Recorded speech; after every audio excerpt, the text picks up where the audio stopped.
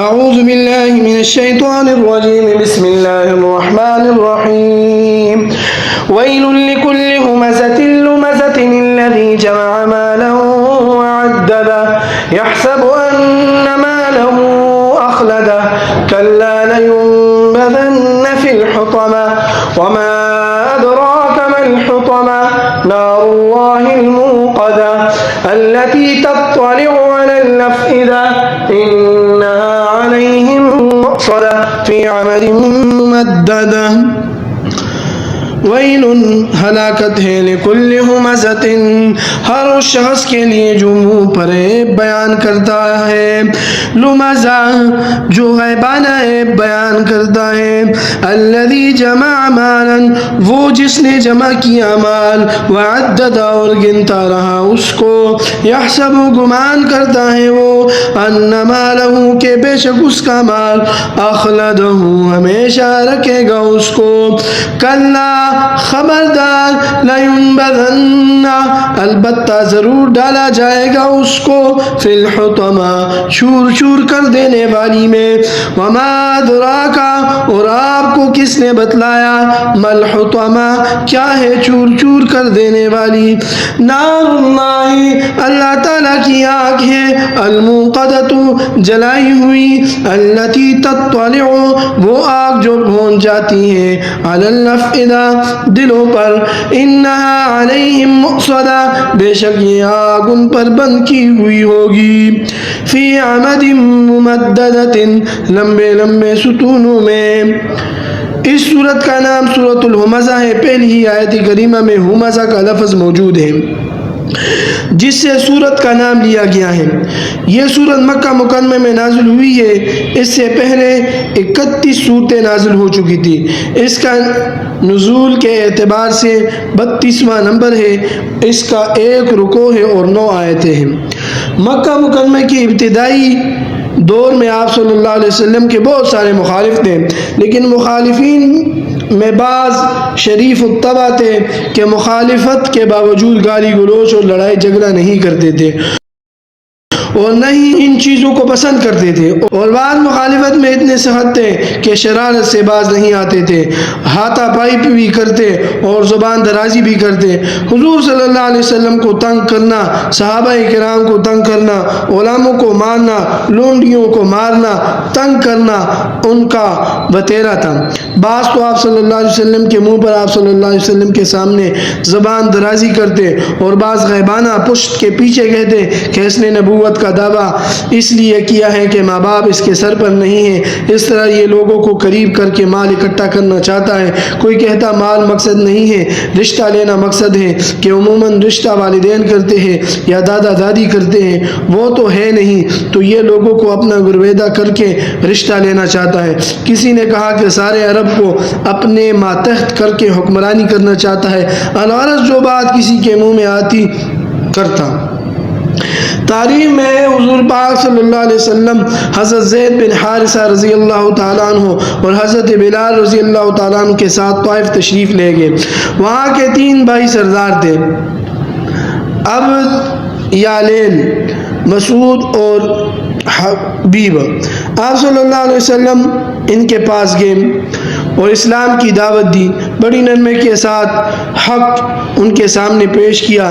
اللہ تعالیٰ نے مجھے نبوت عطا فرمائی ہے اور میں اللہ تعالیٰ کی توحید کا پیغام لے کر آیا ہوں، اور قیامت کو حق سمجھو، میری نبوت پر ایمان لاؤ، قرآن پاک کو سچا مانو، سچ بولو، جھوٹ کے قریب نہ جاؤ، ناپ تول میں کمی نہ کرو، کسی عورت کو بری نگاہ سے نہ دیکھو، چوری نہ کرو، ڈاکہ نہ ڈالو، زنا نہ کرو، قتل نہ کرو۔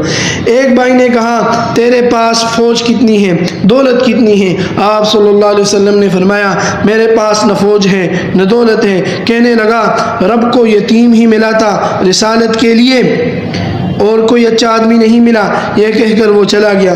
دوسرے نے کہا کہ اگر رب نے تجھے نبی بنایا ہے تو کعبہ کا غلاف باڑا ہے، یعنی اللہ تعالیٰ نے کعبے کی بڑی ناقدری کی ہے، تیری یعنی تجھ کو تیرے جیسے یتیم اور مسکین کو نبوت دے کر، یہ کہہ کر وہ بھی اٹھ کر چلا گیا۔ تیسرا جانے لگا تو نوجوانوں کو اس نے اشارہ سے کہا کہ اس کی پٹائی کرو، حوصلہ شکنی کرو کہ پھر ادھر نہ آئے۔ تینوں بھائی مجلس سے اٹھ کر چلے گئے اور شرارت کا اشارہ کر گئے۔ آپ صلی اللہ علیہ وسلم جس وقت وہاں سے واپس مڑے تو طائف کے لڑکوں نے آپ صلی اللہ علیہ وسلم پر پتھراؤ کیا، پتھروں کی بارش کر دی، گھٹنوں اور ٹخنوں اور ٹانگوں پر پتھر مارے۔ تاریخ بتلاتی ہے کہ آپ صلی اللہ علیہ وسلم کے جسم مبارک سے اتنا خون بہا کہ جوتے خون سے بھر گئے۔ اور تاریخ میں مکہ مکرمہ کے 3 آدمیوں کا نام آتا ہے، ابی بن حرب، ولید بن مغیرہ اور اخنس بن شریک۔ یہ بھی بڑے بے لحاظ اور منہ آدمی تھے، اور ابو جہل بھی انہی منہ آدمیوں میں سے تھا۔ ان میں سے ہر ایک آ کر آپ صلی اللہ علیہ وسلم کے سامنے زبان درازی کرتا تھا کہ کیا تو نے سونے کو کھوٹی میں رہتا ہے، تیرے پاس کتنا مال ہے، تیرے کتنے نوکر ہیں، رب تعالیٰ نے تجھے کس چیز کی نبوت دی ہے؟ اللہ تعالیٰ نے فرمایا ویل، ہلاکت ہے۔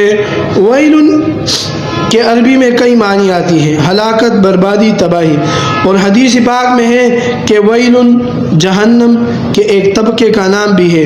وہ طبقہ اتنا گہرا ہے کہ اوپر سے آدمی کو پھینکا جائے تو آگ کے شعلوں میں جلتا ہوا 70 سال کے بعد نیچے پہنچے گا۔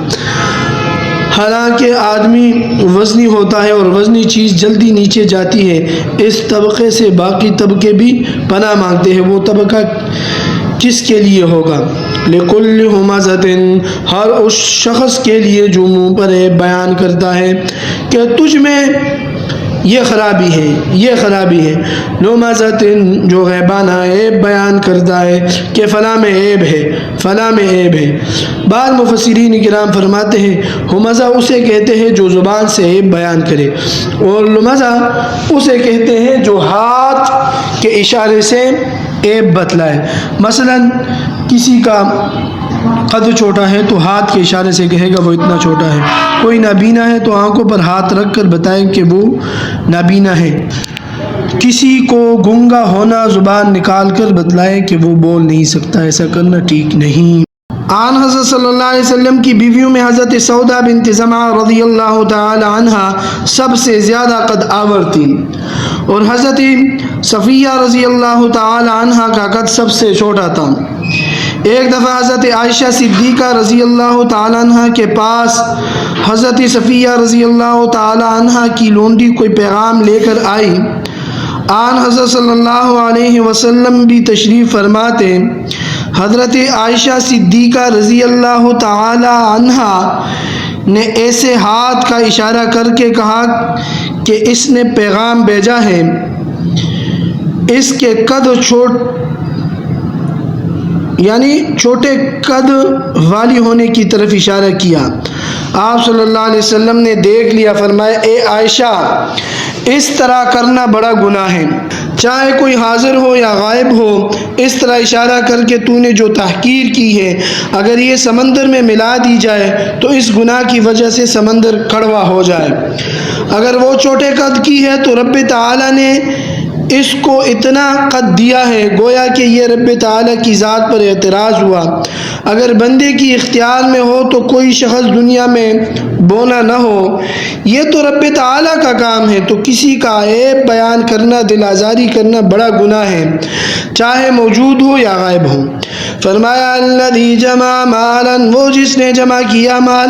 مکہ مکرمہ میں ولید بن مغیرہ سب سے بڑا مالدار تھا، 13 اس کے بیٹے تھے، خود بھی بڑا صحت مند تھا۔ اولاد میں بیٹا ہوتا تھا تو فرق نہیں ہو سکتا تھا کہ بھائی ہے یا باپ ہے، نوکر چاکر بھی کافی تھے، وہ بڑا مال جمع کرتا تھا، وعددہ اور گنتا رہتا اس کو۔